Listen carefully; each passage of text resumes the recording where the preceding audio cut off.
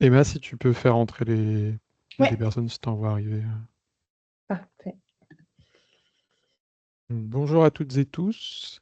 Merci d'être venus à cet événement de retour d'expérience. On va laisser les dernières personnes arriver. Euh, L'objectif aujourd'hui, on va peut-être faire un. Vous nous entendez bien ou pas côté On entend normalement. participant? Ok, super. Oui, oui, c'est bon. Euh, Juste un petit rappel, du coup, normalement les micros sont bloqués. Je ne sais pas si on pourra les débloquer pour les questions, mais normalement vous avez un petit onglet Q&R dans lequel vous pouvez poser vos questions pendant le webinaire. On a prévu des petits temps de questions après chaque intervenant, mais si jamais on doit passer à un intervenant suivant, n'hésitez pas à poser vos questions là-dedans et on les récupérera. C'est à peu près tout en bonne pratique. L'objectif aujourd'hui, c'était de vous faire une présentation un peu moins descendante de notre côté, plutôt faire intervenir des membres de l'écosystème qui ont mis en place la SNOMED dans leur système ou qui sont en cours de mise en place pour vous faire des retours d'expérience sur les différents pourquoi est-ce qu'ils sont partis sur ce choix-là, qu'est-ce qui a bloqué ou qui a pu freiner l'implémentation, comment est-ce que ça a été résolu. Et en fonction, on a quelques slides pour vous remettre en visibilité différents services, différents outils côté ANS qui peuvent aider à l'implémentation ou à la demande d'évolution, etc. Des choses qui sont plus ou moins liées directement ou indirectement avec l'implémentation. Donc aujourd'hui, on a trois personnes. Louis Billet qui travaille chez Fast, Christina qui travaille chez Pozos et Xavier qui travaille chez Biomérieux. Et je vois qu'on a déjà une question de Marie, mais je ne sais pas si on peut vous... Normalement, j'ai Ah autorisé le si, oui, micro. parfait, Ouais. Mm, mm. super. Oui, bonjour. Excusez-moi, c'est juste pour vous dire qu'on a un petit problème de connexion côté Pozos. Donc, il y a Christina qui n'arrive pas à se connecter. Donc, voilà, on essaie de faire de notre mieux, mais elle est pas encore là parce qu'elle a un problème avec son lien de connexion. Pas de Ok, souci. Ce merci beaucoup. qu'on fera dans le pire des cas, Marie, c'est qu'on fera passer à Xavier en deuxième, le temps que Christina se connecte. Très bien, merci. Et du coup, Louis, si tu veux partager ton écran, Ouais, je te laisse commencer. ça marche. Alors, ce sera celui-là. Ok, je lance le diapo. Vous le voyez bien en plein écran? Oui, ouais. Ok, parfait. Donc pour les présentations, Louis Billet, je suis médecin de santé publique de formation. Je me suis spécialisé en information médicale et donc je travaille pour la société FAST. Je vais vous décrire, nous, quels sont les enjeux chez FAST liés à l'utilisation de SNOMED, pourquoi ça a été choisi comme un outil vraiment pivot dans le cadre des différents travaux qui sont les nôtres et avec un focus à la fin sur les défis et en fait les bénéfices une fois qu'on a relevé ces défis à l'implémentation de SNOW-SCT. Si vous avez un mot à retenir, pour nous on l'envisage comme un outil pivot. Donc c'est le lien entre énormément d'autres outils. Donc c'est envisagé comme un outil pivot pour structurer et standardiser l'information associée aux données santé. Le cœur de la vision de FAST, en fait, il est basé sur 3 piliers et on se situe à l'intersection de ces 3 piliers. Le premier, en fait, c'est une volonté de vous accompagner dans vos projets qui concernent l'interopérabilité sémantique spécifiquement. Et qu'est-ce que ça vise une fois qu'on dit ça? C'est pour essayer de faire communiquer de manière plus efficace et plus fluide les applications médicales. Quand je dis applications médicales, je pense principalement aux logiciels, mais les solutions qui s'appuie sur l'informatique au service, enfin, dans le domaine médical au sens très large. Pour ça, on va en fait viser une standardisation des informations dans le cadre de l'unité dont je suis responsable, c'est les informations associées aux données de santé, principalement les données cliniques. Je reviendrai plus en détail dessus. Pourquoi on a envisagé SNOMED-CT comme un élément de réponse face à des problématiques en fait récurrentes et nous permettre de les dépasser? La première caractéristique, c'est en fait que ça a un degré de couverture qui est très étendu par rapport à d'autres outils. Je suppose que ça doit en parler à certaines personnes. La SIM10, la CCM, Loink, ATC, Orphanet, etc. Ce sont des outils qui sont spécialisés pour un domaine. Et en l'occurrence, SNOMED-CT, vous voyez le schéma ici où il y a différentes dimensions, enfin différents domaines d'intérêt avec le pourcentage que représentent justement les concepts qui appartiennent à ces domaines. Et donc, une fois que je dis ça, SNOMED-CT, il y a un recouvrement, par exemple, avec ce qui est utilisé pour Loink, il y a un recouvrement avec la SIM10, et ainsi de suite. Donc ça nous permet d'être le lien entre tous ces domaines d'intérêt. C'est intégré dans le cadre de standards nationaux et internationaux, je reviendrai dessus par la suite.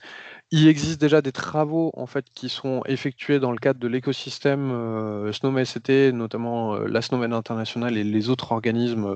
Je pense à des travaux qui ont aligné la Loink et SNOMED-CT avec des mappings ou des alignements.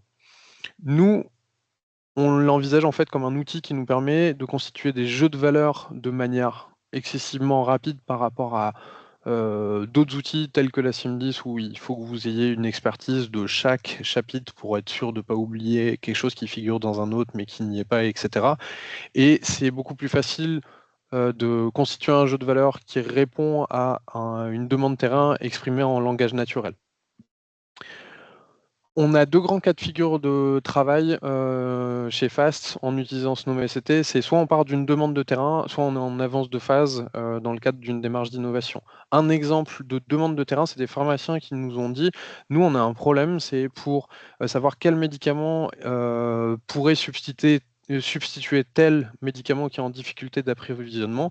On est dans le cadre d'une rupture d'interopérabilité, ce sont leurs termes. On s'est basé sur le modèle spécifique du médicament dans le cadre de SNOMED-CT pour répondre à cette problématique. Donc on est bien dans le cadre d'une demande terrain. Une approche un peu mixte, on travaille avec les hôpitaux universitaires de Genève qui ont constitué une liste de problèmes patients depuis une demande de terrain à partir de leurs hôpitaux. Et nous, dans une démarche innovante, on va la proposer, mais adaptée à l'écosystème français et en y ajoutant un certain nombre d'informations qui nous ont été rapportées comme pertinentes.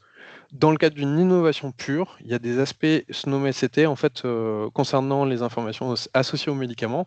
Les contre-indications et les indications sont désormais intégrées en SNOMED-CT dans le cadre du référentiel d'interopérabilité du médicament qui est un des produits proposés par FAST.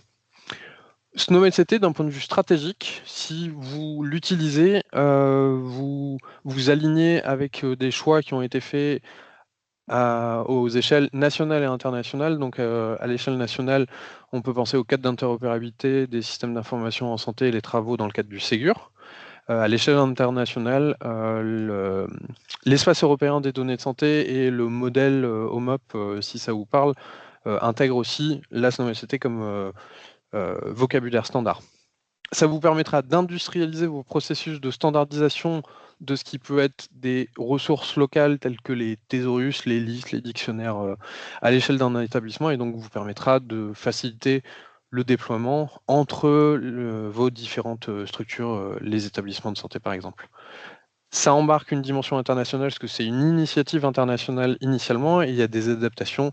Par exemple, dans le cadre de l'édition française, c'est adapté en se basant sur le contenu international. Et j'ai un autre exemple aussi où il y a une dimension, on va dire, transfrontalière, c'est qu'il y a des groupes de travail portant sur des thématiques spécifiques qui peuvent être des spécialités particulières, l'anesthésie ou l'ophtalmologie par exemple, mais qui peuvent être aussi liées à des corps de métier. Il y a un groupe de travail qui est spécifique sur les enjeux liés au métier d'infirmier. Nous, chez FAST, pour le marché français, le plus gros chantier actuellement, c'est, je vous en ai parlé, la liste des problèmes patients. On a une volonté de la standardiser, la structurer à partir de plusieurs dizaines de milliers de problèmes patients qui correspondent en général à des motifs devenus, par exemple, à l'hôpital. C'est notre point le plus chaud et donc on se dit que d'un point de vue stratégique, proposer ça à l'écosystème français, c'est une grosse valeur ajoutée et l'outil principal, je vais le détailler après, reste NoMSCT pour ce travail-là. Une fois qu'on parle de standardisation, en général, on se dit: «Oui, mais moi j'ai des spécificités, ça va être limitant». Sauf que, la gestion de ces spécificités avec, la SIM10 par exemple, c'est très difficile. Dans le cadre de SNOMED-SCT, on va pouvoir, en fonction des choix qu'on fait sur comment on l'utilise, pouvoir respecter ces spécificités qui se situent à l'échelle d'établissements, de services, de spécialités, voire de praticiens. Je dis ça comme exemple, c'est on a eu le cas vraiment concret de liste de motifs, enfin de procédures chirurgicales appartenant à un même hôpital, qui se déclinaient selon les services et qui se déclinaient d'un chirurgien à un autre d'une même spécialité et donc ça, on pourra le gérer via SNOMED-SCT. Enfin, il y a des outils qui permettent de gérer ces cas de figure. Je parle de multiplicité et de disparité des ressources de standardisation. Pour exemple, donc en dehors de SNOMED-SCT, on utilise à peu près une vingtaine de systèmes de classification, en fait de ressources terminodontologiques chez FAST pour gérer les différents domaines et donc SNOMED-SCT, on l'envisage comme pouvant faire le pont entre justement ces différents outils. C'est ce qui est résumé sur le schéma de droite. SNOMED-SCT, on le place au cœur et pour un petit aperçu, ça fait le lien à chaque fois entre les différentes dimensions. Donc j'insiste, nous on l'envisage comme une terminologie pivot qui va permettre de faire un ping-pong avec les outils qui sont déjà utilisés sur le terrain. Et en fait, on procède à, par exemple, pour le médicament, à partir de la fiche résumée caractéristiques produits, il y a des données qui sont opposables et on va les coder avec les systèmes de classification qui sont déjà utilisés. On va y associer ce qu'on appelle l'enrichissement sémantique, une dimension SNOMED-SCT qui va permettre de faire le lien avec justement les autres systèmes de classification. Et ça, c'est lié à son modèle. Je détaille un peu plus par la suite. Chez FAST, du coup, via SNOMED-SCT, on peut envisager de faire le lien entre les données cliniques, par exemple, issues d'un dossier patient, les examens biologiques et le médicament. On peut faire des choses par rapport à ça et se permettre d'envisager de lier ces différentes dimensions. Je rentre pas dans le détail, je vous ai mis des cas d'usage qu'on envisage chez FAST où il y a déjà des travaux en cours ou alors des pistes justement de travaux à venir. Et en fait, ce qu'il faut retenir de cette diapositive, c'est que il y a différents systèmes de classification spécifiques à différents domaines, par exemple pour le médicament, la biologie médicale, les données cliniques. Et SNOMED-SCT, à chaque fois, il permet de faire le lien entre justement ces différents systèmes. Et il y a même, j'en parlais un peu plus tôt, des outils qui permettent de faire du mapping ou de l'alignement, par exemple avec la SIM10 et la SIM11 ou la LOINC. Je vais survoler ça un petit peu, c'est les unités qui utilisent SNOMED-SCT en production actuellement chez FAST. Donc, celle dont je suis responsable qui se focalise sur les situations cliniques, ça fait référence aux problèmes patients dont je vous ai parlé tout à l'heure, qui sont exprimés avec une dimension SNOMED-SCT et d'autres dimensions qui sont exprimées, également. Le premier cas d'usage, il est centré sur véritablement la production de soins, mais en fait, par bénéfice secondaire, on peut l'envisager aussi dans le cadre d'utilisation secondaire de données. Donc on a vraiment deux grands cadres, c'est servir la production de soins et en même temps, par exemple, si on veut faire de la recherche ou la suggestion automatique de codage PMSI, on peut l'envisager aussi. Il y a une autre unité qui utilise SNOMED-SCT, je vous en ai parlé, pour les informations associées aux médicaments. On travaille à partir de données structurées et codées tirées des sources opposables sur le médicament. Et en fait, dès que c'est possible, on va y associer les dimensions SNOMED-SCT qui nous permettent de le présenter dans un format stable, documenté, interopérable entre les différents clients. En résumé, celle-ci, c'est pour vous montrer que dans le cadre de la SIM10, le syndrome hépatorénal, vous pouvez le voir ici, il appartient au chapitre K, c'est une maladie digestive, point. Il ne figure pas dans les maladies rénales. En SNOMED-SCT, ça figure dans les deux en même temps. Ça nous permet de déduire un certain nombre d'informations. J'ai mis dans le désordre, je m'en excuse. En fait, on peut déduire des informations à partir d'un seul concept. Par exemple, dans le cadre des situations cliniques, on peut savoir à partir de ce SNOMED-SCT, déduire de façon automatique et après procéder à une validation humaine que ça relève de la spécialité médicale gastro-entérologie et néphrologie en même temps. Si on veut capter les localisations, pareil, c'est géré par le modèle SNOMED-SCT, par un système de requêtage, on va pouvoir déduire que ça appartient au cœur, qui appartient au système cardiovasculaire, une greffe cœur-poumon. Ça concerne également le poumon qui appartient au tractus respiratoire inférieur, qui appartient au médiastin de même que le cœur, au thorax et ainsi de suite. Je pense que vous avez compris. Donc on peut déduire des choses, ce qu'on ne peut pas faire de manière fiable avec les autres systèmes de classification. Je vais revenir un petit peu en arrière. Donc c'est pour ça que j'oppose les classifications d'agrégation telles que la CIM10 et la CCM, si vous connaissez, avec des niveaux statiques, vous êtes contraint. Et à l'inverse, une ontologie où vous pouvez attaquer avec différents axes le même contenu en fonction de vos besoins, ça fait que vous décidez, vous adaptez à vos usages ce que vous venez chercher. Par exemple, pour les mêmes procédures, vous pouvez l'attaquer une procédure selon la méthode employée, selon la localisation sur laquelle ça porte, ou si ça porte sur un dispositif médical, lesquels.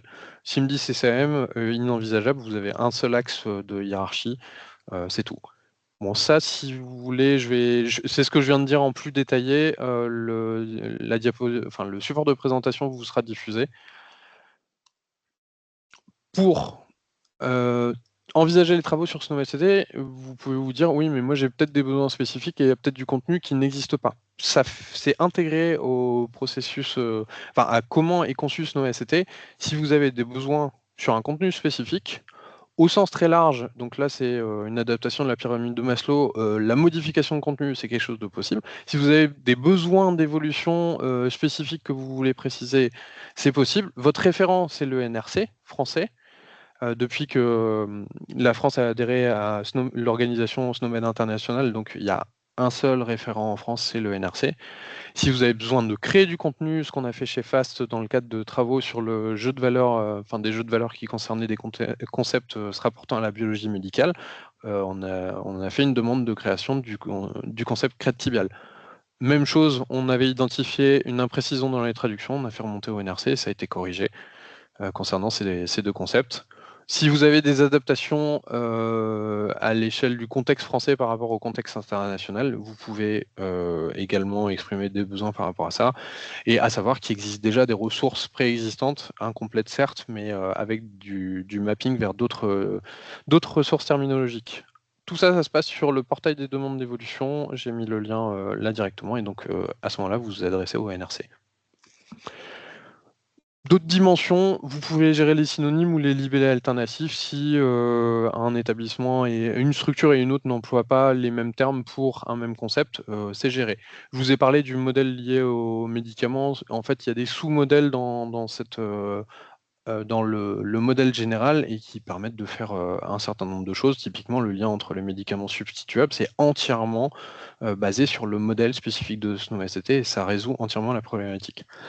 Il y a un certain nombre de règles éditoriales qui peuvent être des outils pour présenter des formes, des libellés qui peuvent être pertinentes pour tel type de professionnel de santé ou pas. Une problématique majeure, donc là j'en arrive au défi en tant que synthèse. Une des problématiques majeures actuelles, c'est quand même au niveau du recrutement, des experts dans l'écosystème français et encore plus en France. Ça se fait assez rare. Chez FAST, il y a un choix qui a été fait, c'est recruter des profils métiers principalement. Il y a énormément de pharmaciens et de médecins qui travaillent chez FAST pour avoir cette expertise métier, mais avec une appétence justement pour la représentation des connaissances, une montée en compétences progressives, que ce soit via les outils de formation qui existent déjà et qui sont très bien, et après en interne sur des projets concrets qui existaient déjà. Donc les deux dernières slides, c'est là où il y a les messages à emporter, les défis initiaux et ensuite le retour sur investissement une fois qu'ils ont été surmontés. L'investissement initial, j'en ai parlé, le temps de formation, il est quand même assez conséquent. La courbe de progression, moi, je la décrirais pas comme linéaire, c'est un petit peu compliqué au début et ensuite on prend rapidement en main pour le peu qu'on soit un peu investi. Il y a une formation socle qui est très bien comme introduction et on saisit bien les enjeux et après les formations un peu plus avancées sont également disponibles. Si vous avez la possibilité en interne de faire une montée en compétences spécifiques avec des projets qui portent ce genre d'enjeu, c'est très très bien. il va falloir un petit temps pour s'approprier en fait tout ce qui est existant. Il y a des outils qui sont déjà développés par l'organisation internationale et la documentation est vraiment très détaillée et adaptée à vos niveaux de connaissances aussi. Vous avez un support institutionnel à différentes échelles. Je cite comme ressource de l'écosystème le NRC bien évidemment, et qui a d'ailleurs fait une cartographie des formations en fonction de vos profils qui est très très intéressante.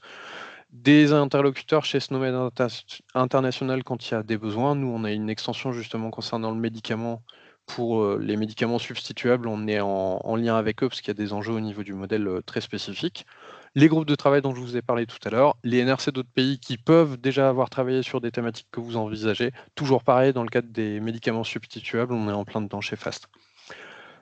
La diapositive de conclusion, le retour sur investissement, c'est peut-être ça qui vous intéresser le plus.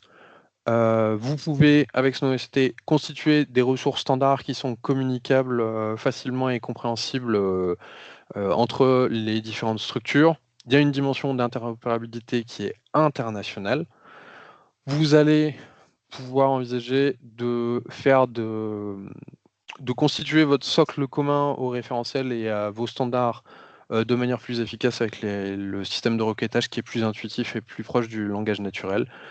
Vous pouvez standardiser les pratiques tout en respectant les spécificités justement des personnes ou des organisations concernées. Et donc, j'insistais au début, au milieu et maintenant, SnowSCT, c'est le pivot, c'est le liant dans un environnement de production de soins qui est déjà en surcharge et qui permet justement d'accélérer un peu les processus. Nous, comment on concrétise, comment on évalue ce retour sur investissement, c'est notre capacité à garantir la dimension d'interopérabilité et à répondre de façon dynamique et assez rapide par rapport à des demandes terrain. Voilà, j'ai terminé. Si vous voulez, il y a les références ici pour nous contacter si vous voulez d'autres informations. Merci beaucoup, Louis. Alors, on n'a pas de questions dans la partie Q&A, mais si vous avez des questions, on a quelques minutes avant de passer au prochain intervenant.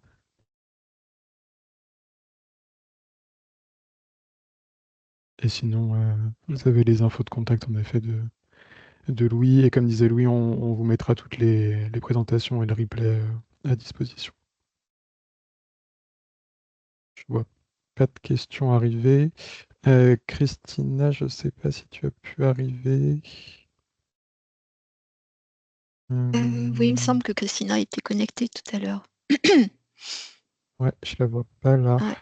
Bah, en fait, je l'ai. Il semble Ah qu'elle si. était. Si, mais par contre, tu n'as pas.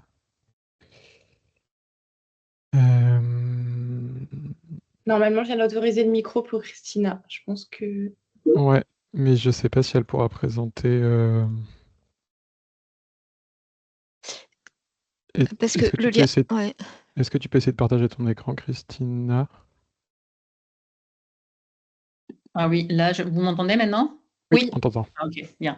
Oui, parce qu'en fait, les liens, il avait été utilisé. Du coup, c'est notre personne de l'équipe, Eric, qui a été mise en présentateur, je crois. Ah, Est-ce mince. que, du coup, bah non, j'ai pas l'impression que je puisse partager. Non, c'est grisé. Ok, bah je vais. Si ça te va, je partage tes slides et puis tu me diras quand. Oui, et il y a une autre chose aussi. On est 3 présentés avec Marie et Camille Vanassel. Je ne sais pas si vous pouvez. Enfin, pour les micros. Souci.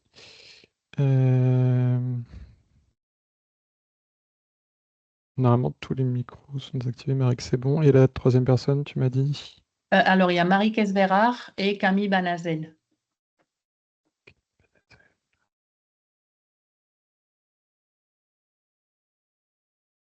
Si, ça y est, c'est bon. Hop. Parfait. Et ben, je partage les slides et je vous laisse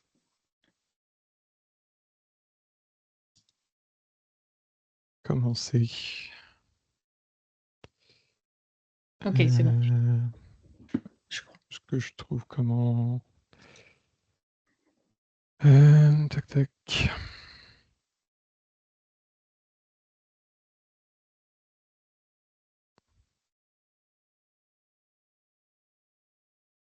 Ok, je commence du coup? Ouais, vas-y, commence. Je trouve pas comment être en plein écran. Ok, donc comme on disait tout à l'heure, nous sommes 3 présentés. Donc je suis Cristina Lopez, pharmacienne de l'équipe information médicale. Et on va présenter avec mes collègues Marie Kesberer, pharmacien aussi, et Camille Vanassel, qui est data ingénieur, comment on a créé les termes pour la base de données POSOS et les liens du coup de ces termes avec la SNOMED. Voilà, merci.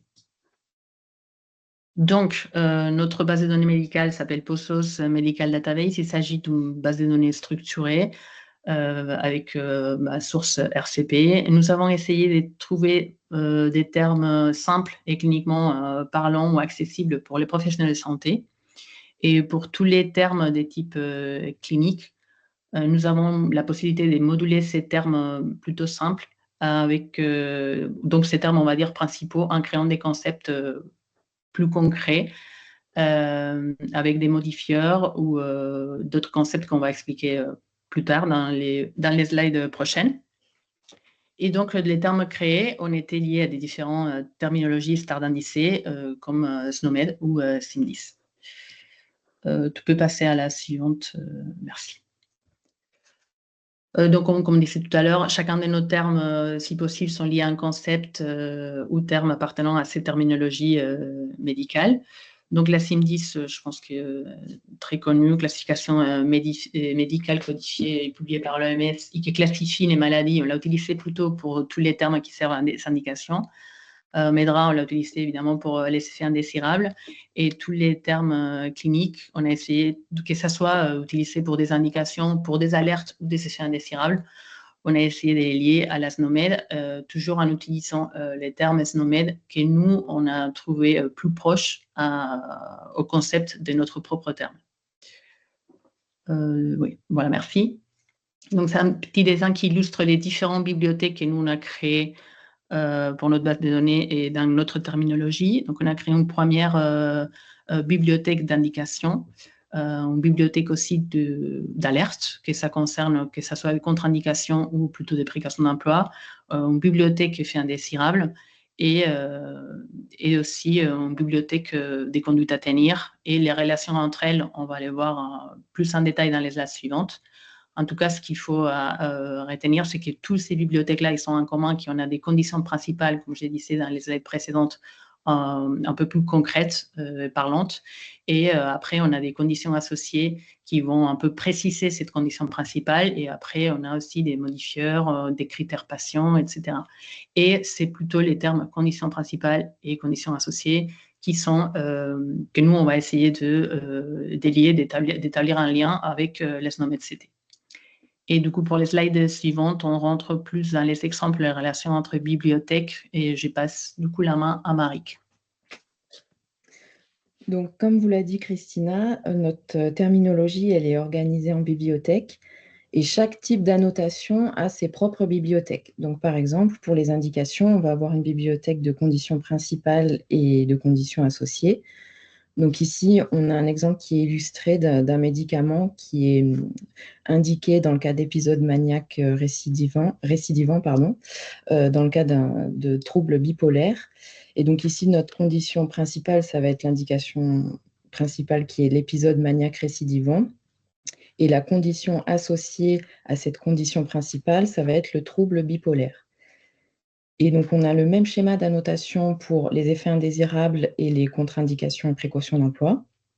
Et pour les mises en garde, on a une petite particularité. En fait, on va noter donc les risques. Donc ici, on a un exemple de risque d'accident thromboembolique et leur conduite à tenir le cas échéant. Donc ici, arrêter le traitement. Alors, chaque type d'annotation a ses propres bibliothèques, mais il y a certaines bibliothèques qui sont partagées. Donc, c'est le cas, par exemple, pour les conditions associées des indications, qui sont partagées donc, entre les indications et les contre-indications précautions d'emploi.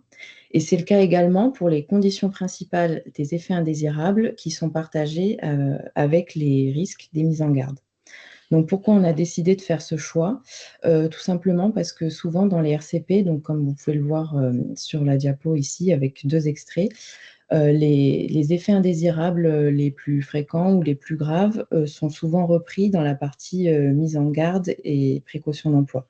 Donc c'est ce qu'on voit ici dans le RCP du Calinox avec la dépression respiratoire chez le nouveau-né qui est présente donc dans le tableau qui répertorie les effets indésirables et également dans le paragraphe précaution d'emploi et mise en garde.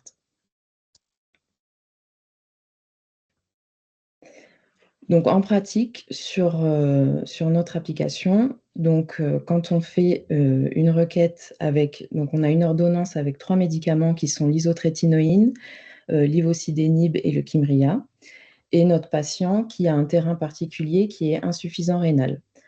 Donc ici, on voit bien que on a 3 alertes qui ressortent, qui sont liées au terrain insuffisance rénale ou altération de la fonction rénale. Et tout simplement parce qu'en fait, ces termes qui appartiennent à notre propre terminologie, on les a reliés à des termes SNOMED qui appartiennent à la même arborescence. Donc ici, on n'a pas de problème, toutes les alertes ressortent bien. Mais sur la diapo suivante, donc je vais vous montrer ici un exemple de limite de la SNOMED pour nous. Donc par exemple, donc là, on garde les mêmes médicaments, les 3 mêmes médicaments, mais cette fois-ci, notre patient est insuffisant hépatique.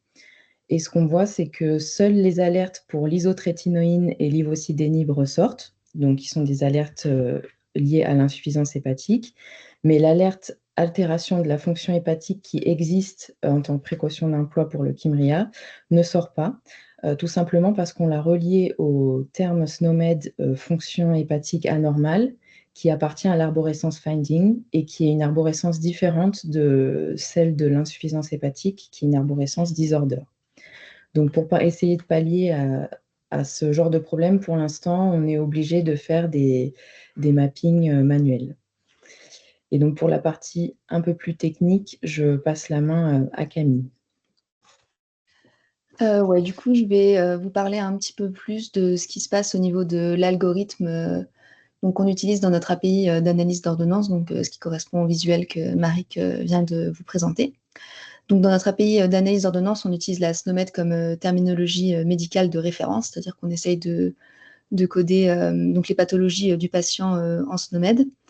Et concrètement, ce qu'on fait, c'est qu'on construit un dictionnaire où chaque concept est enrichi avec ses parents et ses enfants. Donc, on utilise dans la SNOMED uniquement les hiérarchies IS-E.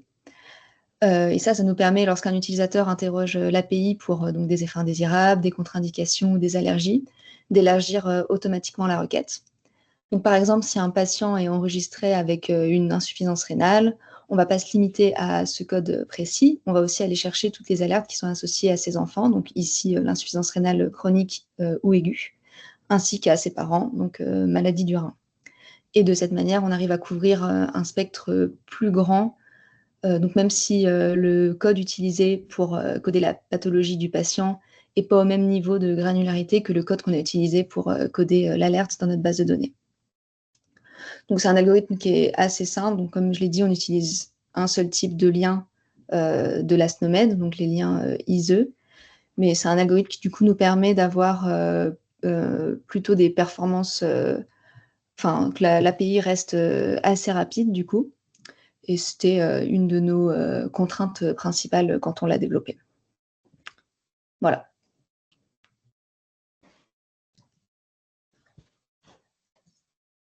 Du coup, merci de votre attention. Merci. Merci à toutes les 3. Est-ce qu'il y a des questions dans le chat? Non, c'est ton message, Christina. N'hésitez pas à poster dans la partie Q&R ou à vous exprimer à l'oral, on vous débloquera le micro. Et s'il n'y a pas de questions, Xavier, je te propose de partager ton écran.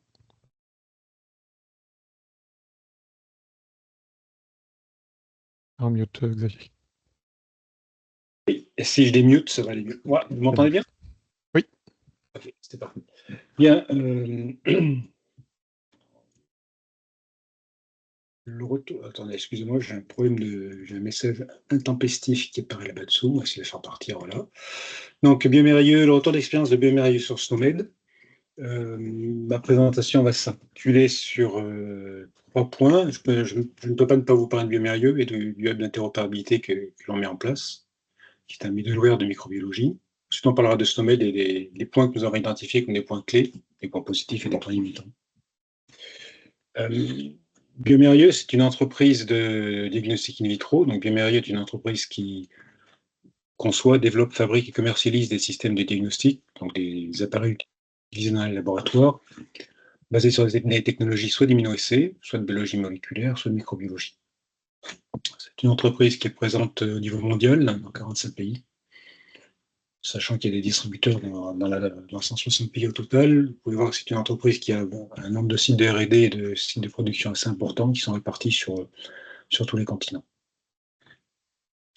Les solutions qui sont offertes par l'entreprise sont à la fois des solutions basées sur la culture, donc l'identification de micro-organismes par des cultures type des milieux de culture, des milieux chromogéniques, des systèmes qui permettent d'automatiser le workflow de culture, mais aussi des systèmes qui permettent de faire des hémocultures, donc travailler sur des échantillons de sang.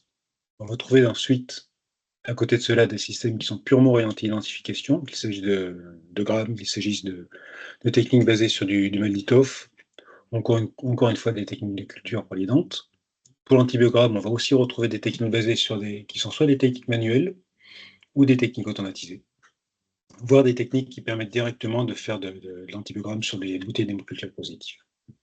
Sachant qu'on a 2 systèmes qui automatisent l'ensemble d'identification et antibiorésistance.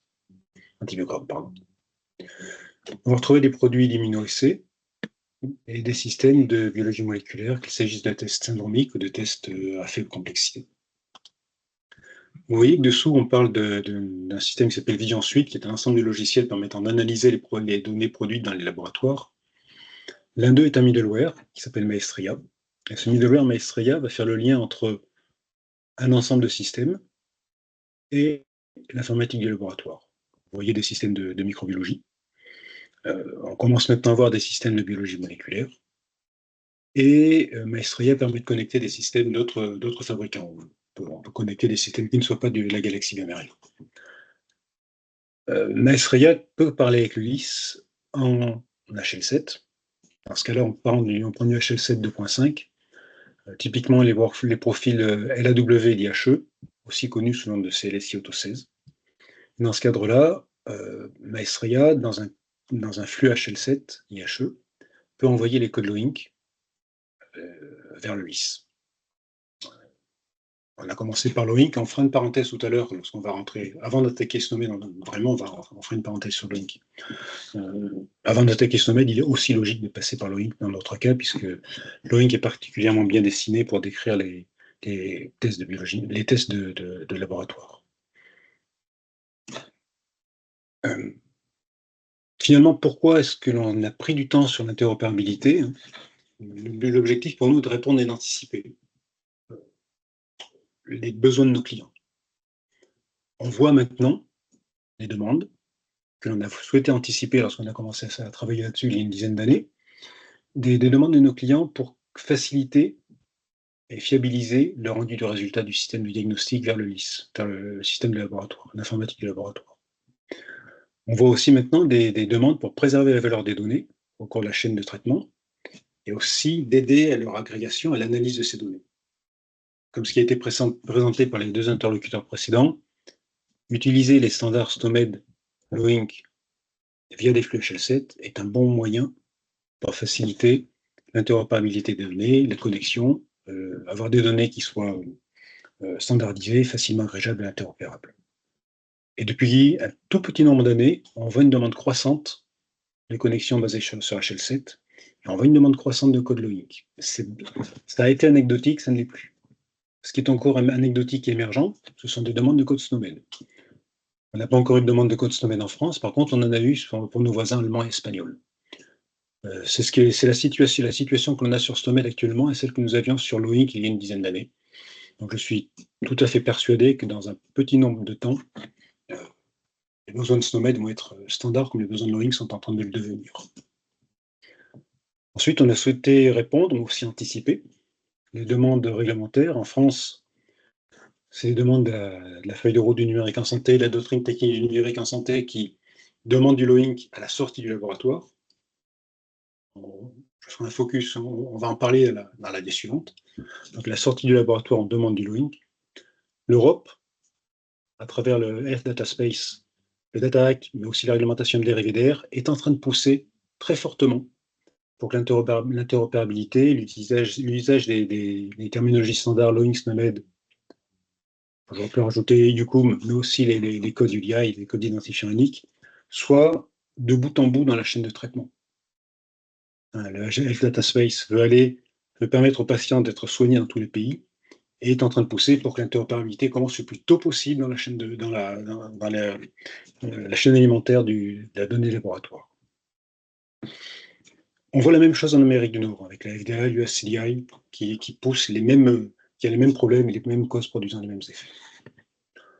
Ensuite, à partir de l'entreprise, du moment où l'entreprise dit qu'elle va être pionnière sur le diagnostic, il était indispensable d'anticiper le sujet.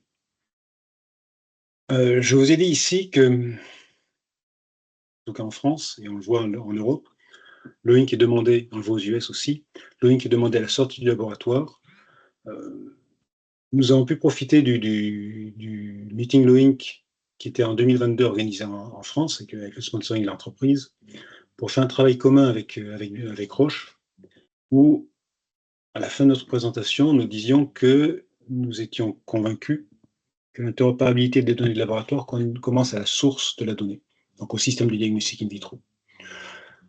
Et qu'en tant que producteur de données, on pouvait aider les laboratoires à améliorer leurs résultats, améliorer leur harmonisation de données. Je prends un exemple pour illustrer ça. Quelque chose qui s'est passé en 2016. Pour ceux qui connaissent un certain John Snyder, je pense que Maël, tu le connais, qui était le responsable du NRC US. Avant que John Snyder soit responsable du NRC US, il travaillait dans un laboratoire aux États-Unis. John et moi étions dans le même meeting LOINC et John me dit, tu vois Xavier, aux États-Unis, on nous demande d'harmoniser de rendre tous les tests du laboratoire en codant LOINC. J'ai 12 000 tests. Par contre, je les nettoyer, je suis content, j'avais plus que 11 000, j'en ai sorti 1000. Vous ne pourriez pas nous aider en tant que fournisseur de laboratoire? Vous ne pourriez pas nous aider à nous donner les codes LOINC? Ça nous ferait gagner beaucoup de temps. Et je pense que John avait raison. Enfin, nous, c'est un motto auquel on a adhéré et on est persuadé en tant que fournisseur de système de diagnostic qu'il faut que le travail commence à ce niveau-là. Du coup, ma foi, on a commencé par les tests IVD. Un test IVD revendique des échantillons biologiques, revendique des résultats. La première chose a été de mettre des codes LOINC dessus. En 2010, c'est un travail qui a commencé en 2012. Les premières publications de LOINC mapping que nous avons fait ont été faites en 2017. Depuis, on a couvert 90% de notre gamme. Alors, les 10% restants, c'est un produit qui doit s'arrêter un jour ou l'autre, donc il n'est pas codé. Et tous nos codes LOINC sont mis à disposition sur nos resource centers, nos centres de ressources, mais aussi sur le site de e-commerce de l'entreprise, où lorsque vous prenez une référence, c'est une bandelette e-test pour l'antibiorésistance, le code LOINC de la bandelette est donné, plus un lien vers le fichier qui reprend l'ensemble des codes LOINC de l'entreprise. Et actuellement, on est en train d'investiguer l'ontologie LOINC qui fait le lien entre les codes LOINC et leur pendance. Ça, c'est un travail qui est en cours côté plutôt R&D. Donc ça, ce travail a été commencé en 2012 pour pouvoir sortir sous forme de fichier LIVD en 2017 pour pouvoir être pris dans le middleware Maestria que je vous ai présenté tout à l'heure il y a un tout petit nombre d'années. Mais lorsque le travail est fait sur LOINC, on peut passer à l'étape suivante, qui est de se dire quels sont les résultats revendiqués par le système de diagnostic. Souvent, un système de diagnostic, on a trois résultats, des résultats nominaux, ordinaux et quantitatifs, d'un point de vue vocabulaire LOINC. Nominaux, on va retrouver les noms des organismes. Du coup, on a, ça c'est un travail que Mel, tu connais bien, fait le lien entre les organismes qui sont identifiés par nos systèmes et les codes SNOMED correspondants, les hiérarchies correspondantes. On trouve des organismes en deux hiérarchies principales qui sont les organismes et les Finding of Presence of Organisms. La deuxième, on a décidé de ne plus l'utiliser, on a préféré remplacer ça par des énumérations d'organismes. Pour une raison qui est très simple, c'est qu'en fait, les organismes on a un lien entre les observations et les organismes, mais jamais avec les findings. Et par rapport à ce que nous avons présenté nos collègues de FAST précédemment, on ne peut pas faire le lien entre un finding et une pathologie, alors qu'on le fait avec un organisme. Donc on a décidé de ne plus utiliser cette hiérarchie-là. Ensuite, pour les résultats ordinaux, ma foi, c'est très principalement des qualifier values. Là-dedans, vous allez trouver, enfin tous les coups sont bons, si je peux me permettre. On peut trouver aussi bien des positifs, négatifs, détectés, non détectés, invalides, que des résultats d'antibiorésistance, résistance, sensible, intermédiate, tout ce qui est décrit par le CLSI et le CAST. Ce qui nous a amené d'ailleurs à travailler avec l'ANS pour compléter les codes SNOMED permettant de décrire le résultat d'AST, puisque actuellement on ne trouve pas tout dans SNOMED. Idem pour les organismes. Avant que le NRC français existe, on travaille avec le NRC américain, maintenant on travaille avec le NRC français. Ou on va travailler avec le NRC français, puisqu'on a travaillé ensemble pour les qualifier values, il faut qu'on le fasse pour les organismes. Les spécimens biologiques, alors là, c'est un sujet qui est particulièrement compliqué. Enfin, il est simple, mais il est complexe en réalité. Il n'est pas compliqué, il est complexe. Parce qu'il nécessite d'utiliser la modélisation HL7 SPM. On peut s'appuyer sur des ressources très intéressantes venant de la PHP, mais aussi de son équivalent américain qui est la PHL, l'Association américaine des laboratoires publics, qui ont des mappings entre leurs spécimens, la spécification de ces spécimens et des codes SNOMED correspondants. C'est des travaux qui sont très intéressants à utiliser. Et on a un vrai souci d'harmonisation pour décrire les échantillons biologiques, parce que tous les laboratoires n'ont pas la même manière de décrire les échantillons biologiques, ce qui rend le sujet assez compliqué. La PHP et la PHL peuvent nous aider, ce ne sont pas des ressources qui sont prescriptives actuellement, ce qui est presque dommage en fait. Ces vocabulaires contrôlés, on les gère sous forme d'alignement unidirectionnel, ce qui permet de gérer les narrow et broader, voire deux alignements unidirectionnels pour essayer de constituer l'aller-retour d'une même relation. On ne fait pas d'alignement bidirectionnel pour des raisons assez évidentes, puisque on peut aller dans un sens vers quelque chose de plus précis. Aller vers quelque chose de plus générique est assez simple. Aller du générique vers le précis nécessite des informations supplémentaires. Donc on ne peut le gérer que par des alignements unidirectionnels. Ensuite, il y a un vrai problème, une vraie difficulté, un vrai travail à faire pour maintenir ces alignements. Soit parce que les vocabulaires évoluent. Vous savez comme moi que SNOMED évolue tous les mois, LOINC tous les 6 mois. Les vocabulaires gérés en interne ont leur propre cycle d'évolution. Il y a un vrai travail pour la gestion de l'évolution, la mise à jour des mappings, la gestion de ces versions, de ces configurations. On a actuellement un travail en cours qui essaie de reconstruire ce graphe complet, le graphe que vous avez en haut, entre les tests qui peuvent être décrits selon 3 vocabulaires, interne, biomérieux, LOINC, SNOMED. Jusqu'à présent, nos systèmes parlaient que biomérieux. Il faut que les gens apprennent à parler notre dialecte. On essaie maintenant d'être capable de parler 2 autres dialectes, biomérieux, LOINC. On va essayer de rajouter le 3e qui sera SNOMED. Des tests revendiqués, vous pouvez voir qu'on parle de SNOMED uniquement. On ne parle pas pour les résultats des tests des lung cancers, ça c'est un sujet qu'on a évacué il y a bien longtemps. Et les échantillons biologiques, pareil, biomérieux, SNOMED. Donc on essaie de faire ce graphe, c'est un travail qui sera présenté à la prochaine SNOMED Expo au mois d'octobre, le mois prochain. Les concepts manquants, je le disais précédemment, on travaille avec le NRC France, antérieurement le NRC américain. Et ces travaux ont donné lieu à différentes publications, que ce soit Medical Informatics Europe, Medinfo, ou au congrès des SNOMED Expo. On pourrait parler aussi de l'ESCMID et de l'ASM. Dans les points qui nécessitent une certaine attention, se trouve la licence SNOMED. La licence SNOMED est quand même quelque chose qui n'est pas simple à utiliser, surtout lorsqu'on voulait distribuer des produits mondialement. Donc, certains pays sont membres de SNOMED, d'autres pays ne sont pas membres de SNOMED. Certaines organisations ont leur propre licence SNOMED, d'autres ne l'ont pas. Il y a deux, trois subtilités dans laquelle il ne faut pas se tromper. Ensuite, on a un travail en cours qui vise à intégrer SNOMED dans une solution de laboratoire.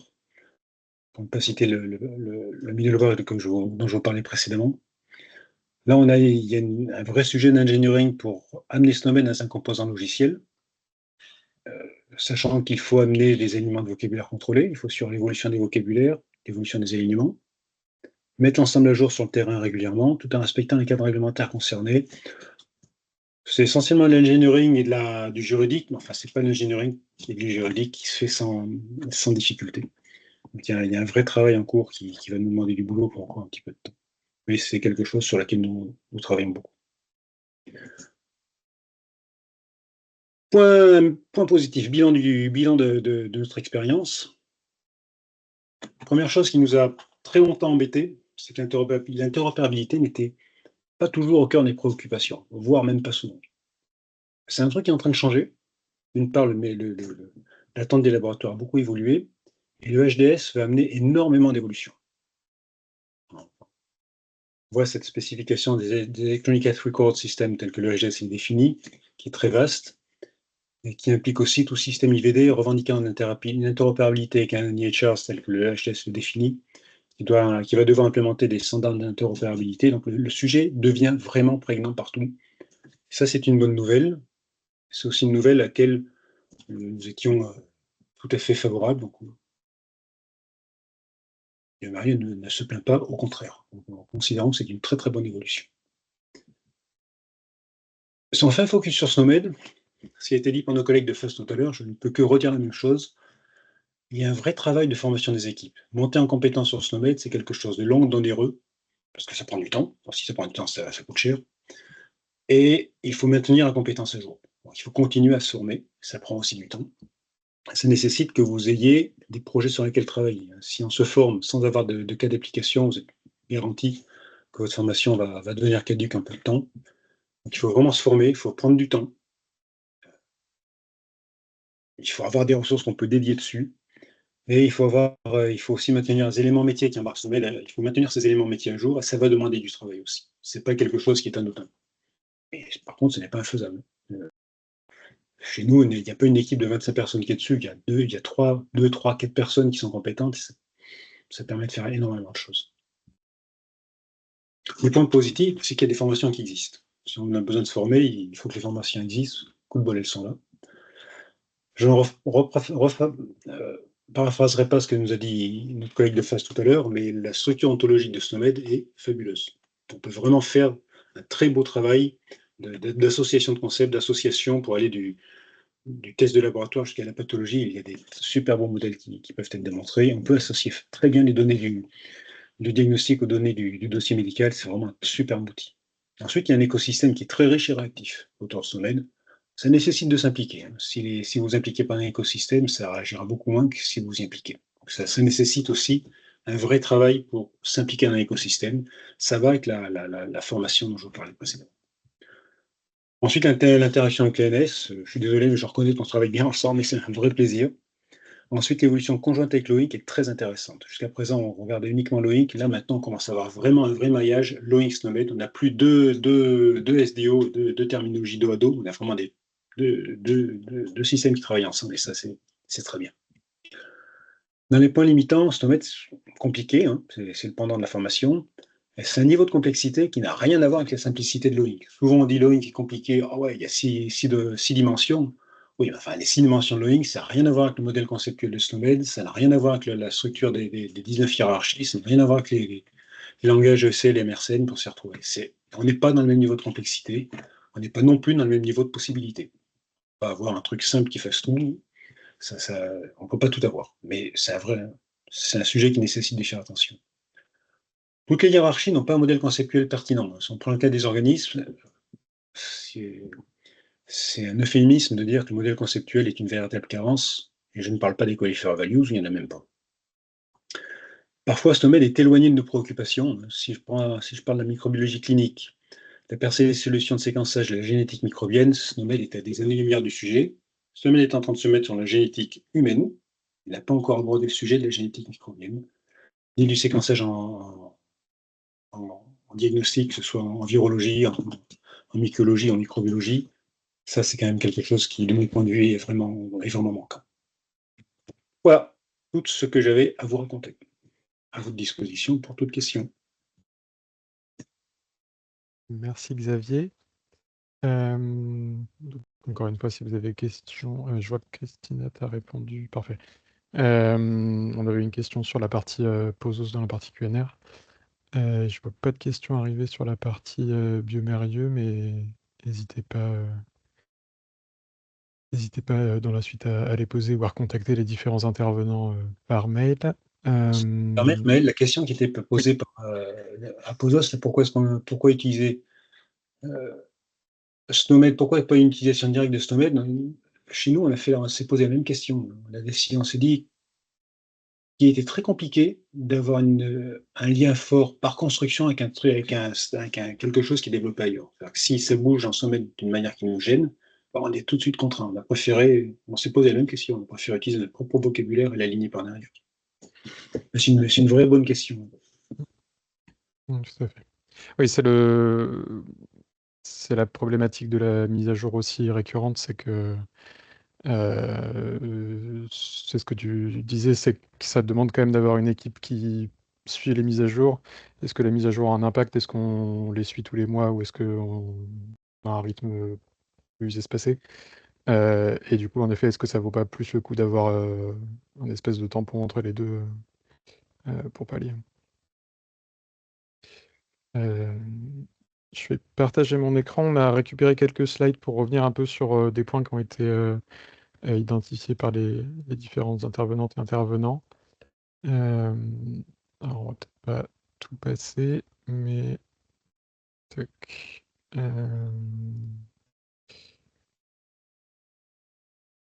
Peut-être juste en effet sur la partie interopérabilité internationale, je crois que c'est Louis côté FAS qui en parlait. La SNOMED, c'est une terminologie qui est utilisée dans énormément d'endroits. Vous allez retrouver tous les pays en bleu foncé qui sont des pays membres. Donc par rapport à ce que disait Xavier tout à l'heure, c'est des pays dans lesquels, si vous développez des solutions, les pays sont membres, donc ils ont accès à la SNOMED. Donc la surcharge côté licence est moins élevée. Les problématiques sont beaucoup plus simples. Les pays en bleu clair sont des pays où vous avez des affiliés, donc ce qui était le cas de la France avant que l'ANS devienne membre. Donc ce sont des pays dans lesquels on a des utilisateurs de la SNOMED, mais ces utilisateurs payent la licence puisque leur pays ne la prend pas en charge. Donc là, pour ce qui est de développer un outil dans ces pays-là, il faudra se rapprocher des personnes qui ont déjà une licence. Il faudra s'assurer qu'il y a bien une licence et il y a toute la partie financière du côté des utilisateurs qui va venir en jeu. Et des pays en gris qui sont des pays pour lesquels on n'a pas d'utilisation identifiée en tout cas. Donc ça, c'est la carte qui a été mise à jour en septembre, ce mois-ci. En ce qui concerne les accès, on a parlé rapidement de la licence tout à l'heure. C'est en effet un sujet assez important puisque la SNOMED CT, contrairement aux autres terminologies qui sont mises à disposition sur le SMT, c'est une terminologie propriétaire. Donc il y a différents types de licences. Vous pouvez, si vous voulez juste naviguer, effectuer des recherches, la licence navigateur qui est une simple pop-up à peu près similaire à celle qu'il y a sur le navigateur de la SNOMED international suffit. Mais là, dans le cadre du Retex implémentation, je pense qu'on est plutôt sur des utilisations qui correspondent à sa seconde partie. Si vous voulez implémenter la SNOMED, que ce soit en totalité ou en partie seulement, un jeu de valeur ou un alignement ou un sous-ensemble de la SNOMED, si vous voulez l'utiliser en France, vous avez deux éditions, l'édition internationale en anglais et l'édition nationale en français. Et donc vous avez les licences que vous pouvez récupérer sur le SMT. On vous a remis le lien juste ici et pareil, on vous mettra les slides à disposition. Si c'est hors de France, vous avez la plateforme de la SNOMED internationale qui est à disposition pour y accéder. Un petit écart sur cette règle qui est les applications mobiles pour lesquelles il faut contacter la SNOMED CT puisque c'est eux qui gèrent directement ces sujets-là. Et une problématique qui est importante d'avoir en tête lorsqu'on implémente la SNOMED et qu'on distribue des outils qui la contiennent. Et de mémoire, c'est la problématique qui a été identifiée côté Biomérieux. C'est comment est-ce que je m'assure que je fournis bien la SNOMED à des personnes qui ont le droit d'y accéder. Il y a deux façons de faire. Soit vous fournissez une sous-licence. Donc on a un modèle de sous-licence qui est disponible sur le SMT. Et si vous fournissez une sous-licence, entre guillemets, c'est assez simple à suivre pour vous. Il y a juste à suivre cette liste d'utilisateurs qui ont des sous-licences.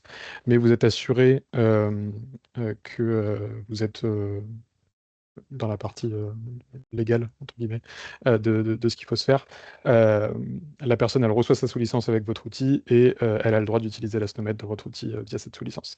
Si vous ne fournissez pas de sous-licence, alors du coup, vous devez mettre en place un mécanisme pour vous assurer que les utilisateurs qui accèdent aux fonctionnalités SNOMED dans votre outil, elles ont bien le droit d'y accéder parce qu'elles ont bien une licence. Dans ce cas-là, ça demande un peu plus de processus et de vérification. Et donc, vous pouvez retrouver, il y a une FAQ sur le site de la SNOMED International avec pas mal de sujets sur ces licences.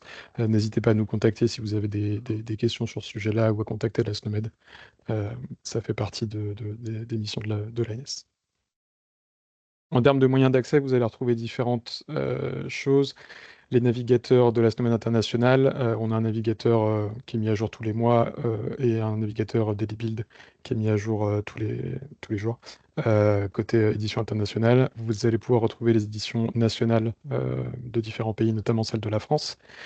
Vous avez les liens ici. Globalement, ça va vous permettre de faire de la recherche, de la navigation, des requêtes ECL. Par contre, ça va vous permettre de récupérer la SNOMED.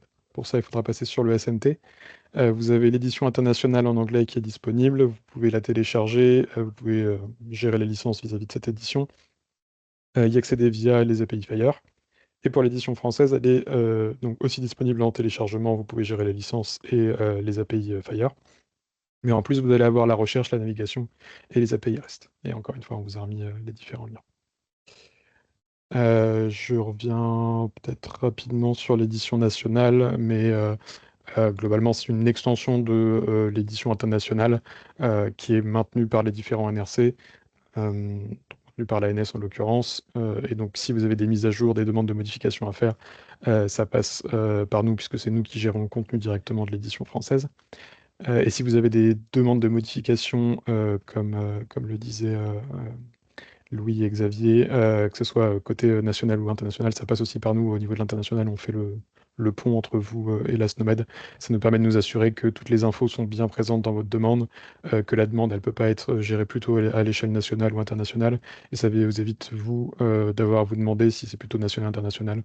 On crée une espèce de boîte noire et c'est nous qui gérons de quel côté sera créé le contenu.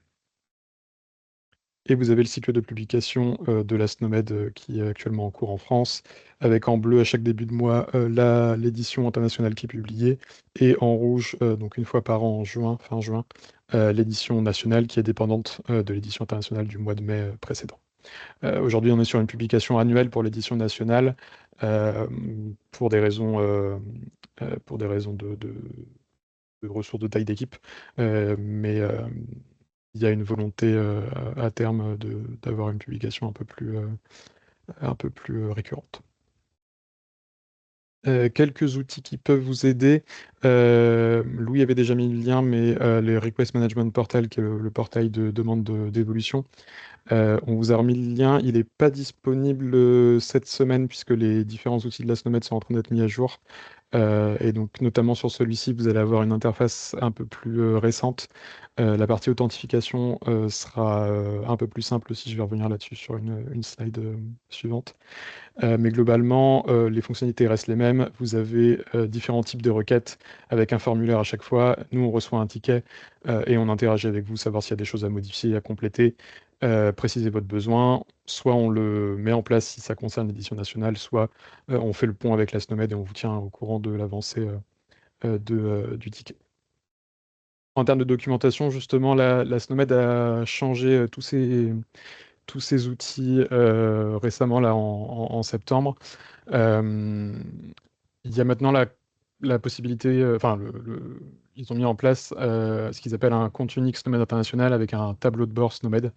Vous avez le lien juste ici. Et donc avant, vous aviez un identifiant de connexion sur chacun des outils et vous n'aviez pas de point de contact, enfin point de point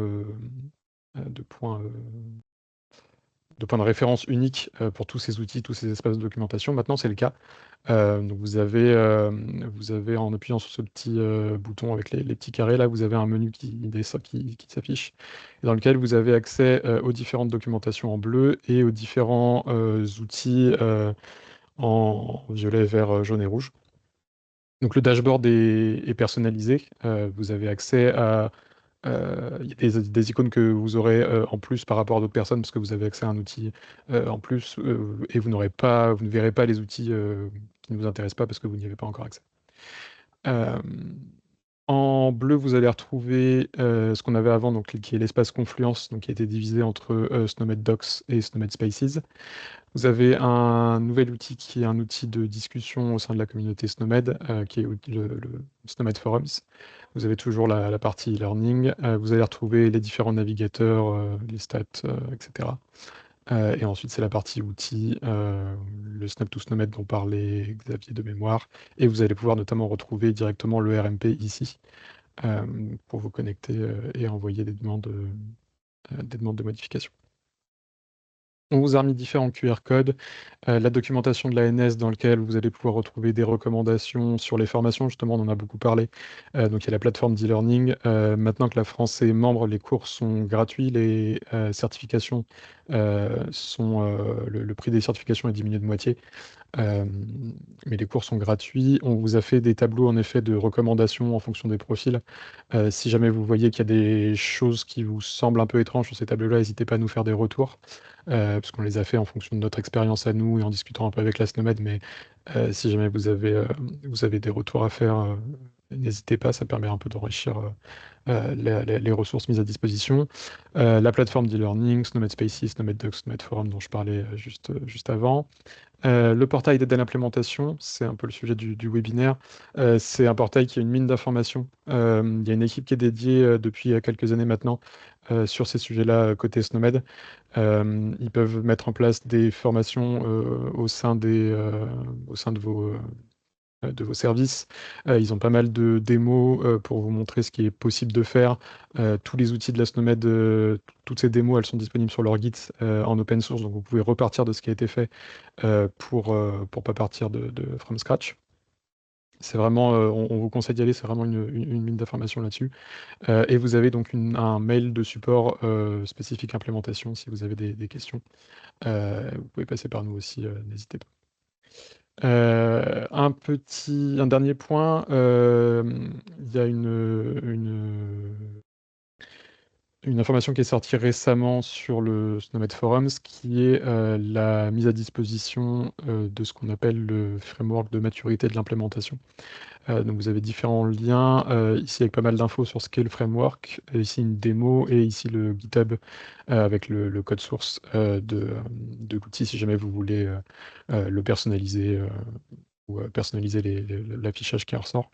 L'objectif, c'est en fonction de si vous êtes plutôt un industriel, plutôt une organisation de santé ou plutôt un NRC, d'avoir différentes questions qui vont permettre d'évaluer votre implémentation en fonction de différents thématiques, l'outillage, l'analyse de données, les connaissances, la gouvernance, la stratégie, etc. Si vous avez différentes institutions, de pouvoir voir les différents niveaux de maturité de vos différentes institutions et d'avoir voilà, plusieurs types de KPI et de graphiques derrière. L'objectif n'est pas de se comparer les uns les autres, c'est plus un outil en interne qui vous permet de vous rendre compte de là où vous en êtes, d'identifier de là où vous voulez aller et quelles sont un peu les pistes ou les sujets qu'il faut creuser pour atteindre ces objectifs-là ou des choses que vous n'auriez pas identifiées et qui pourraient être creusées, des utilisations de la SNOMED qui n'étaient pas forcément identifiées. Ça nous semble un outil assez intéressant et de pouvoir voilà, s'auto-évaluer sur sur l'implémentation et voir comment évoluer ou se dire que finalement mettre tant de temps sur une partie, finalement ça ne va pas vous apporter tant parce que votre objectif est un peu différent. Voilà, ça vous permet de cadrer un peu plus ce projet d'implémentation. Et si jamais vous avez des questions donc pour le NRC ou pour les terminologies de manière générale, vous pouvez nous contacter sur ans-terminologie@isanté.gouv.fr et on sera ravis d'y répondre. C'est tout ce que j'avais de mon côté. Je ne sais pas, Elisabeth, si tu voulais rajouter des choses. Tu as mis les liens. Oui, j'ai mis les liens. Et puis sinon, n'hésitez pas à vous manifester si, si vous souhaitez vous-même partager en fait l'expérience que vous avez d'une implémentation de la SNOMED-CT parce que c'est important aussi qu'il y ait une communauté vraiment active sur le sujet et qui puisse échanger vraiment sur les problèmes rencontrés et les succès. Et un grand merci à Christina pour sa présentation, à Louis et à Xavier, parce que c'est vraiment important effectivement d'être en capacité d'échanger sur les difficultés auxquelles vous pouvez être confrontés, la façon dont vous les avez surmontées. Et puis, ce qui est intéressant, c'est effectivement les projections vers l'avenir. Comme Xavier l'a beaucoup souligné, c'est sûrement les prémices, en fait, ou en tout cas le début d'une longue histoire. Merci à tous.